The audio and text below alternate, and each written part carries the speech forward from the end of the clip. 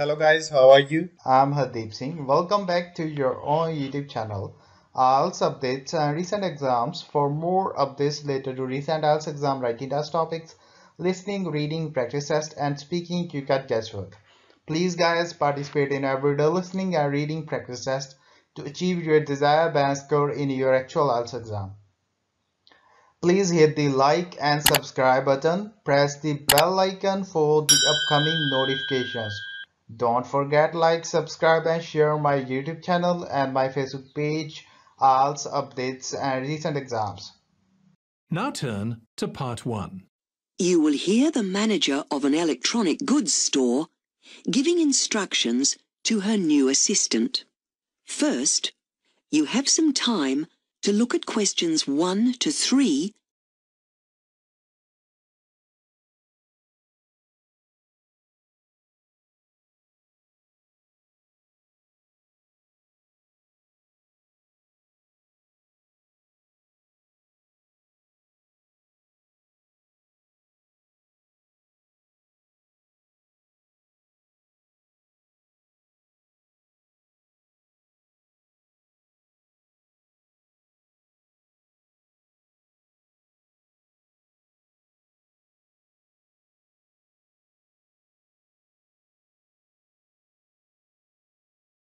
Hello, come in and take a seat. Oh, thanks.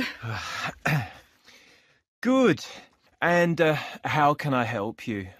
Well, I'd quite like to join this international social club, and I was hoping you could help me. Yes, no problem. Let me just get the form up on my screen and I'll fill in your details. Let's see. Yes, here we are. Okay, the first thing we need is your name. Jenny Fu. That's F-O-O. Okay, great. And can you tell me how old you are, Jenny? I'm 21. Great. And how long have you been here in Australia, by the way? I arrived just last month, 2 weeks before the start of the academic year, just to sort things out and settle in a bit. Good idea. Where are you from originally? I'm from Kuala Lumpur. That's where I was born and brought up. So you're Malaysian, are you? That's right. Though I lived in the United States for a couple of years when I was a teenager. We went there for my father's job. Right. And can you tell me your current address, please? Sure. Just at the moment, I'm lodging with a family at 13 Anglesey Road in Bondi. Okay, let me just type that in. How do you spell Anglesey, by the way? It's spelled Anglesea. Thanks. That's quite a long way from the city centre, isn't it? Is it a problem getting into the city centre? Not really, because the buses are good and it's a nice, quiet area to live in. That's true. So I guess you must have a cell phone number you can give me so we can keep you informed of events and so on. Yes. Let me just have a look. It's a new one, so I haven't learned the number yet. Here it is. It's 040-422-9160. 4229160. Okay, good. And you like the family you're living with? Sure. They've got a little boy who is quite noisy, but he's really no trouble. Fine. Now, let's see, what's next? Yep. Can you tell me what you do? I mean, are you working or studying? Well, at the moment, I'm doing a temporary job with a company here in Sydney. I'm an economist, in fact. Okay. And how long do you think you'll be here in Sydney? At least a year. I may look for work here afterwards. Great. Now, you want to join the International Social Club, and it will be good to know a bit about your free time interests as well. What do you like doing? Well, I'm quite musical, and I really enjoy singing. Back home, I sang with a band, just, for fun. But for me, what I like best is dancing. The modern sort, I really love it. Before you hear the rest of the conversation, you have some time to look at questions 4 to 10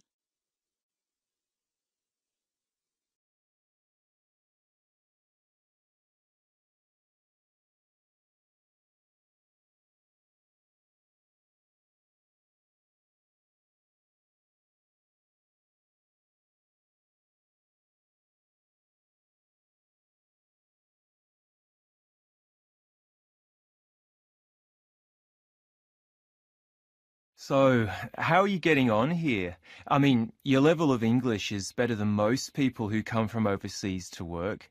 And you've got a really nice American accent, so I don't suppose you have any communication problems in the office. Though you might find some of our Australian slang more difficult to understand. Well, a bit.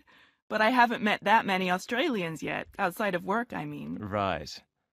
But could you tell me a bit about the international club now I've joined? Sure. We've got, let's see, currently about 50 members, but people join all the time, so I should think that figure will go up. Last year, we had 30 members, and the year before, just 18, so we're growing and getting better known. I reckon that at this rate, next year we'll have about 80. And does the club hold regular meetings? Yes, every second Thursday evening, in fact, so a couple of times a month. Though, of course, when you start making friends, you'll be getting together with them more often than that, I guess. The next meeting will be next Thursday, if I'm not mistaken. Yes, that's right. And what happens when the club meets? I mean, what sort of things are organized? The usual thing is for one of the members to give a little presentation about where they're from, their customs and so on. But from time to time they do other things, outings to places around Sydney, or meeting up to eat together in a restaurant, or go to a concert together, or something like that. Okay, that sounds fun. And the members aren't just people from other countries? Non-Australians, are they? No, not at all. The main point of the club is to give people like you the chance to mix in more with people from this country, people of all ages. You'll find us very friendly. I think the contact has a positive effect on visitors to this country. And in fact, it affects us locals positively as well. You know, it's a sort of intercultural experience for everybody. And of course, you should get the chance to do all sorts of activities with other members of the club if you want to. It's not just for talking. And hopefully you'll make friends with people who have similar interests. It sounds great. I'm really looking forward to the first meeting. That is the end of part 1.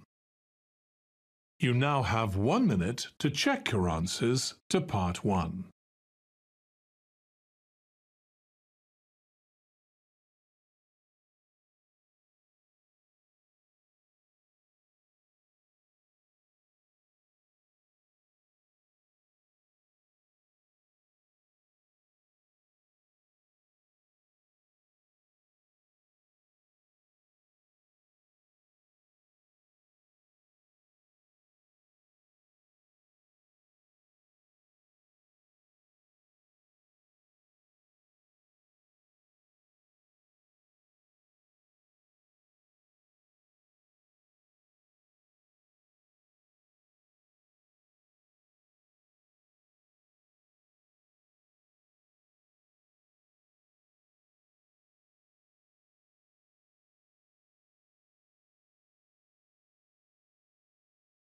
Part 2. You will hear the leader of a college camping club talking to members about a cycling holiday that they are going to have together. First, you have some time to look at questions 11 to 16.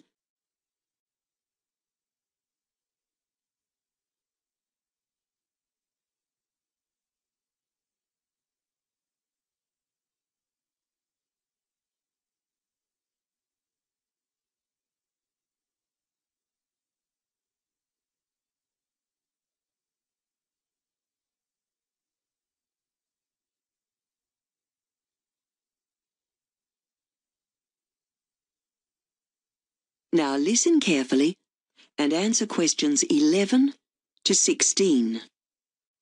Right, now let me bring you up to date with arrangements for our cycling tour next month. First of all, there's the question of tents. As you know, the original idea was that I'd arranged to borrow some tents that belong to the college, but it turns out that the mountaineering club will be using them at the same time, so I'm afraid you'll have to bring your own.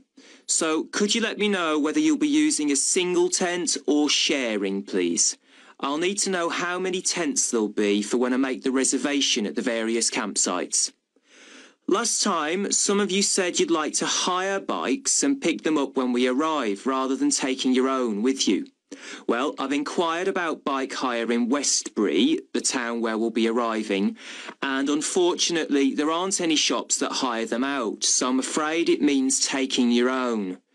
I'll book them on the train when I book the train tickets, which reminds me I'll need to know the final number of people going so I can get a group discount on the train fare. Something else that'll need to be booked is tickets for the football match we discussed last time. I've inquired about availability and there are only a few seats left, so anyone who wants to go will need to get tickets very soon, ideally today or tomorrow. At our next meeting, I'll be able to give you all individual packs with the final programme and something about the area we'll be cycling through and places we'll be visiting. I'm afraid I haven't had time to do that yet. Before you hear the rest of the talk, you have some time to look at questions 17 to 20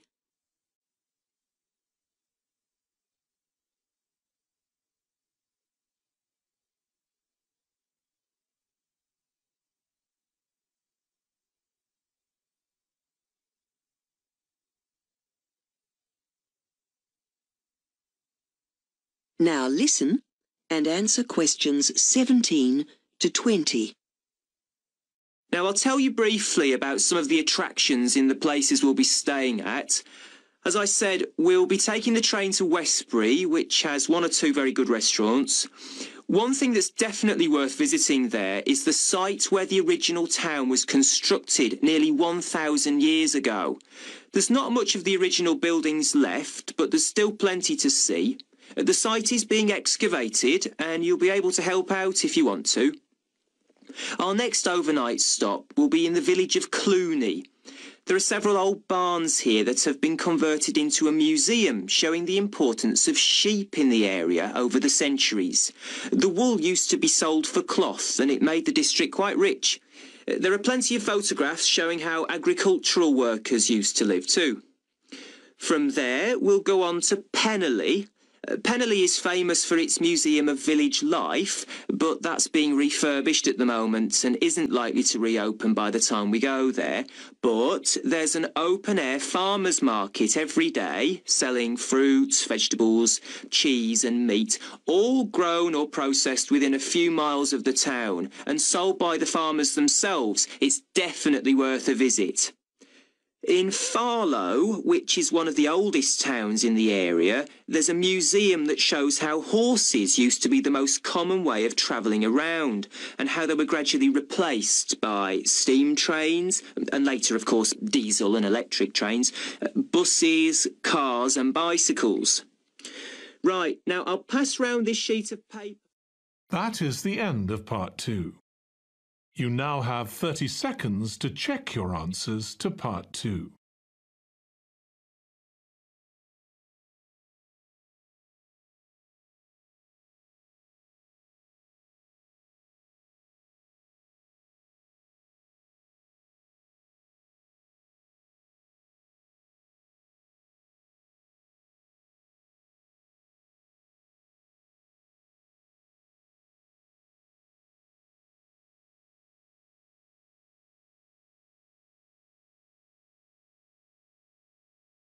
Part 3. You will hear a conversation between a female student called Karen and her course tutor. First, you have some time to look at questions 21 to 27.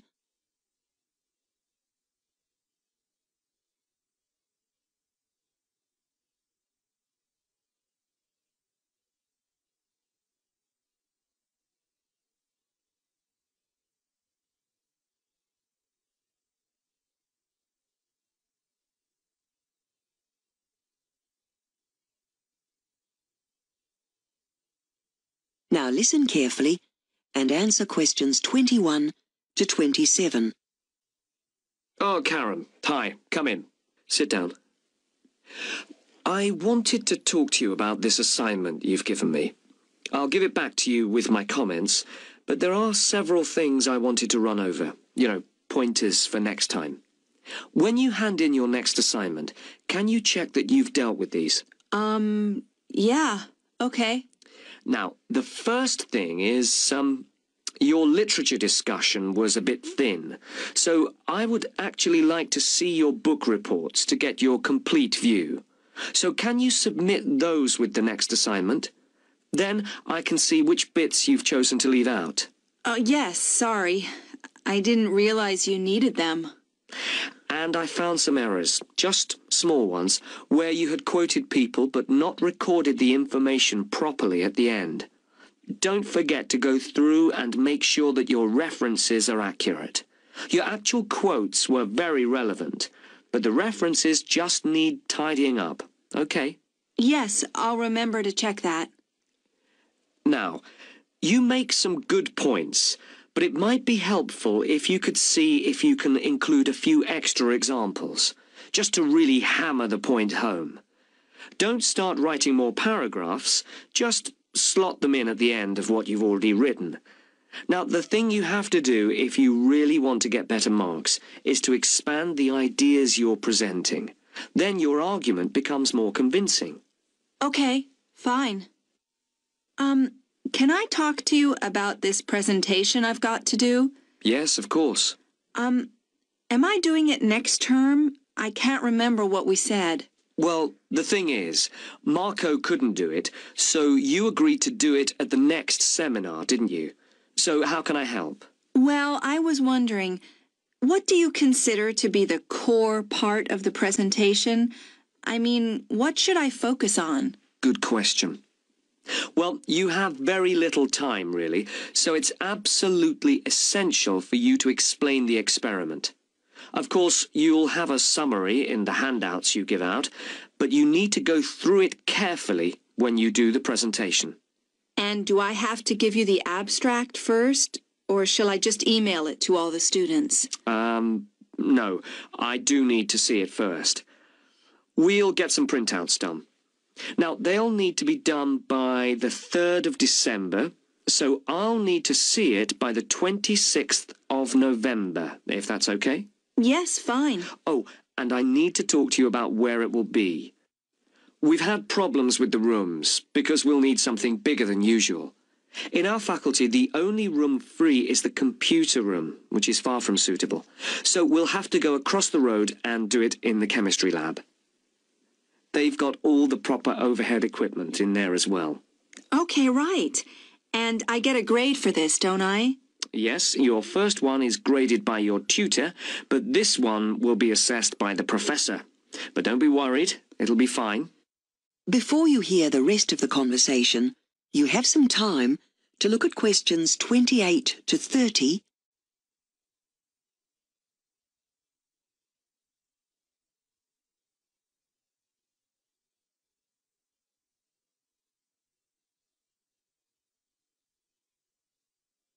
Now, listen and answer questions 28 to 30. Oh, and I've sorted out my modules for next year. You asked me to tell you my choices. Yes. What have you decided? Oh, it was really difficult to decide. I've already done the data collection one, so that wasn't really a choice. I couldn't make up my mind between language and society and communication skills. I read the syllabuses, but they sound more or less the same to me. Anyway, I went for communication skills in the end because I know the lecturer. Actually, social interaction seems to cover much the same ground, so I didn't bother with that either. I thought discourse analysis looked really interesting, and in fact, they cover a little bit of research methodology in it, so I thought I'd do that rather than the full methodology course. Kill two birds with one stone, as it were. And then I fancied something completely different, so I thought psycholinguistics would be interesting. Unless you think it'll be more worthwhile for me to do the phonology course? No, I think you've made sensible choices. I'm glad you're organized. Okay, let's meet again in a couple of weeks to see how you're getting on. Okay, thank you. See you then. That is the end of part 3.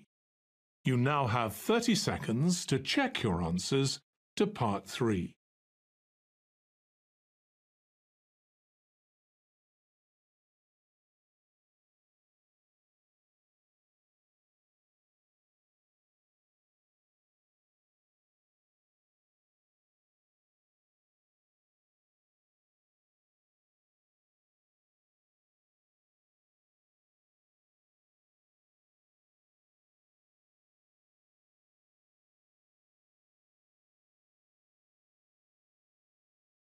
Part 4. You will hear a talk given by a specialist at a zoo about the implications of the extinction of species. First, you have some time to look at questions 31 to 40.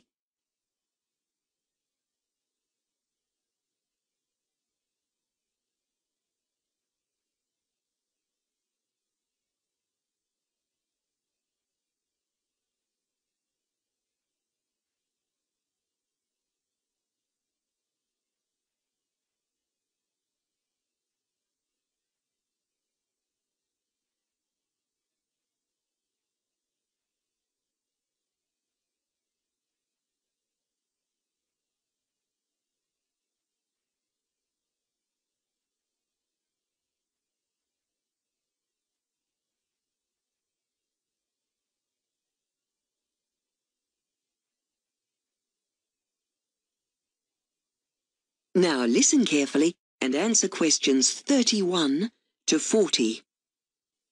Good afternoon. From my work as curator at the Brisbane Zoo, it is becoming increasingly obvious to me that the animal world is a highly endangered one.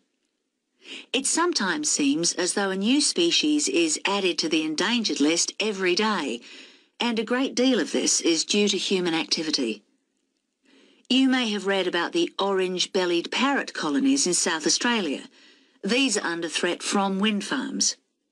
So even our attempts to save energy can have a negative impact.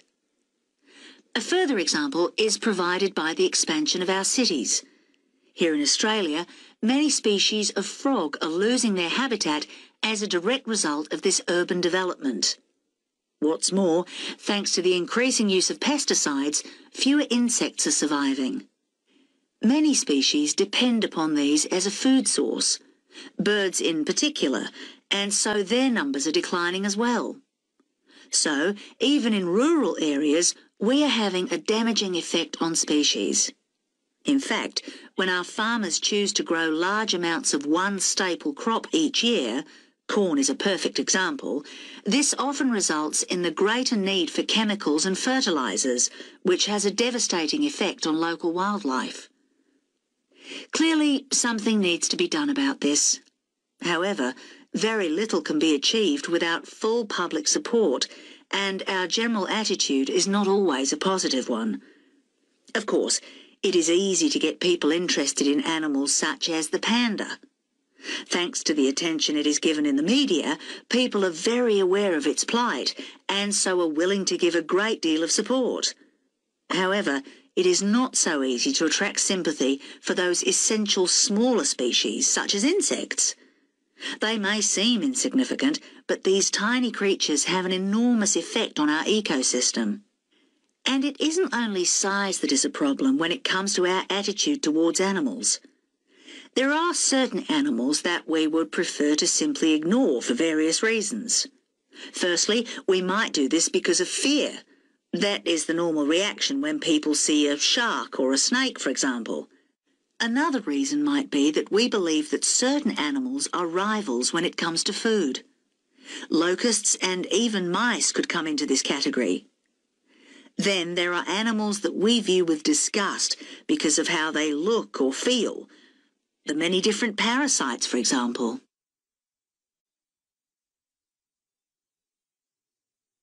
You may well ask, what does it matter if any of these species dies? Extinction is a fact of life, after all. I would argue that there are several reasons to be concerned about the extinction of any species. Each species helps us to understand more about how our ecosystem works. One species can be linked to many others in the food chain, for example. And, inevitably, they all lead back to us in some way. We now know that the more complex the ecosystem is, the more stable it is. When this is the case, large numbers of one animal are quickly controlled by outbreaks of its predators. We've also begun to realise that the presence or absence of certain plants can alert us to changes in our environment. One type of plant might indicate the presence of rich mineral deposits. Another might alert us to toxic water. And so even seemingly insignificant species can be helpful and beneficial to us. This is especially true in the area of medicine. There are many well-documented cases of the health benefits of pet ownership, especially with the ill or the handicapped. But not many people know that spiders are also being used in medicine. The cobwebs they make can be used to assist with certain blood disorders. It actually helps blood to clot. Imagine how much more there is for us still to discover from plants and animals. But we can only do this if we can save these creatures from extinction. Perhaps, in the end, it is our self-interest that will save the animals. That is the end of part 4. You would now have 10 minutes to transfer your answers to the answer sheet. So guys, don't forget like, subscribe and share my YouTube channel and my Facebook page, IELTS updates and recent exams. For more updates related to recent IELTS exam writing test topics, listening, reading, practice test and speaking, you got guesswork.